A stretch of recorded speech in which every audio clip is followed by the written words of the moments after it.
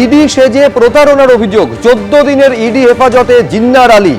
বাজার থেকে কোটি কোটি টাকা তুলেছেন জিন্নার আলী। নেপথ্যে বড় র‍্যাকেট কাজ করছে আদালতে, এমনটা দাবি করেছে এনফোর্সমেন্ট ডিরেক্টরেট। 5 বছর ধরে কোটি কোটি টাকা তুলেছেন জিন্নার। আদালতে দাবি ইডির। ইডি অফিসার সেজে বালি ব্যবসায়ীকে হুমকি দিতেন জিন্নার আলী বলে অভিযোগ, আর সেই অভিযোগে গ্রেফতার। গতকাল কলকাতা, বর্ধমান সহ চারটি জায়গায় তল্লাশি চালায় ইডি।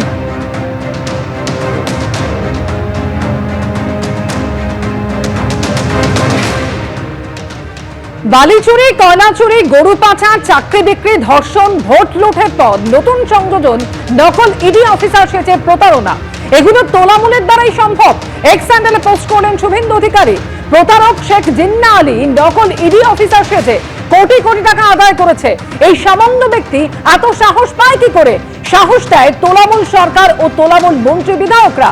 ওনাদের হাত মাথায় থাকলে পশপা ল করেছেন বনজিতের মতো সবকিছু করা যায়। পোস্ট করেছেন শুভেন্দু অধিকারী।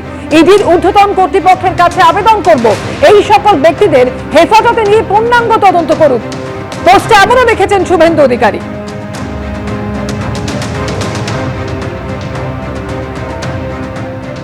যে পাপ করবে তার জন্য শাস্তি যা আছে বিধানে সেটা হবে। যে কোনো লোক এইসব অবাঞ্ছিত অনেক লোককে আপনি বিধানসভায় ঢুকতে দেখবেন। আমরাও সেরকম এখানে হঠাৎ করে দেখেছি প্রায় 2021 সালের ডিসেম্বরে JW মেরিয়টে প্রথম আমার সঙ্গে পরিচয় হয়।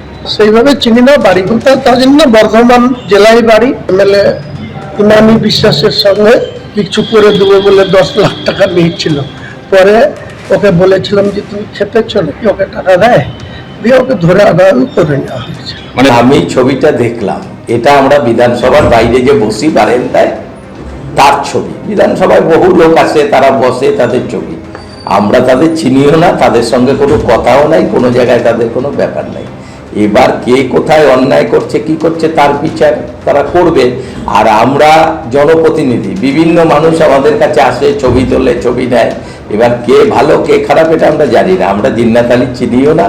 সে যদি কোনো বাজে কাজের সঙ্গে যুক্ত থাকে, প্রশাসন তার বিরুদ্ধে যে ব্যবস্থা করার করবে। আর এবার আপনাদের শোনাবো আরেক তৃণমূল বিধায়ক, তার কি বক্তব্য। অলোক মাঝি, যিনি হচ্ছেন পূর্ব বর্ধমানের জামালপুরের তৃণমূল বিধায়ক, যার ছবি সোশ্যাল মিডিয়ায় পোস্ট করছেন এক্স হ্যান্ডেলে শুভেন্দু অধিকারী। তিনি কি বলছেন, অলোক মাঝির বক্তব্য শুনুন। আমরা একটা জনপ্রতিনিধি, আমরা রাজনৈতিক অনুষ্ঠান বা সামাজিক অনুষ্ঠানে বিভিন্ন সময় বিভিন্ন জায়গায় অংশগ্রহণ করি। কে কখন আমাদের ছবি তুলে নেবে সেটা তার ব্যক্তিগত ব্যাপার। এরকম অনেক ছবি অনেকের সঙ্গে দেখা যায়। ছবি যদি হয় তাহলে তো সেই জায়গাটায় প্রশাসন আছে, প্রশাসন নিশ্চয়ই এই ব্যাপারে তদন্ত করবে। আমাদের প্রশাসনের প্রতি বিশ্বাস আছে।